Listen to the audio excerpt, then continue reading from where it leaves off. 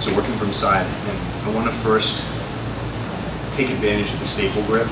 So there's something that I talked about a little bit ago, which is a nice attack sequence when you have knee ride or knee on belly position, and then we can start combine that with the pinning pressure of the staple grip with the lapel, or the Bravo grip, whatever you like to call it, and then we can start to go for some attacks. And there's a simple 1-2 combination of an X choke and a Bravo that is really, really great, hard to defend, especially once you establish a position. But the first thing I notice is, as people are being instructed, and that's usually it goes, okay, so we get this, we open this up, okay, we feed it, and now from here, okay, I put my knee in the belly, and then we start to go into the whole thing. But this, getting here and being able to control that during the transition is the hardest part.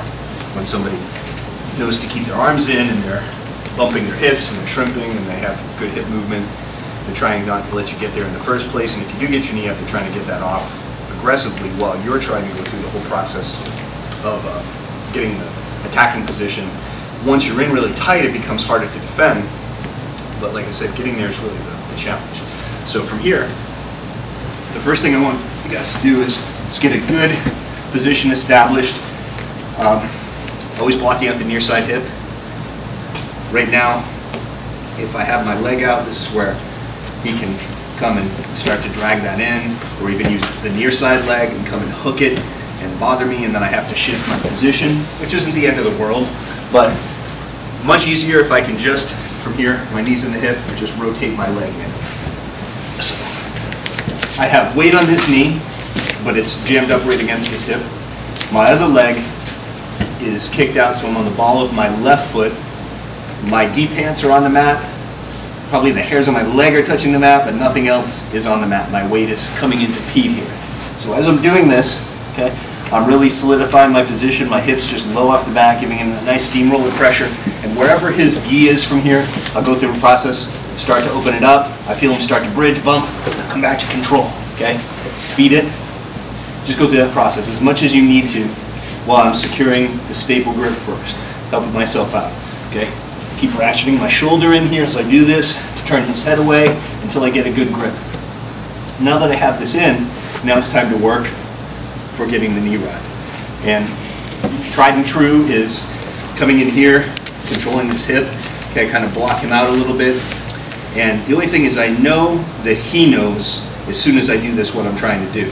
So the question is, can he stop it? So if he is looking to get his knee and his elbow connected, then as soon as I create the space here to pop up, that's what I have to primarily worry about. So what I'm trying to do in here, if I'm kind of forcing the position and not setting it up through sneakiness, is I come in and connecting my elbow to my rib cage, but then what I want to do is start to really jack up this position a little bit, so I give him that pry bar, my elbow coming up like a tie clinch basically.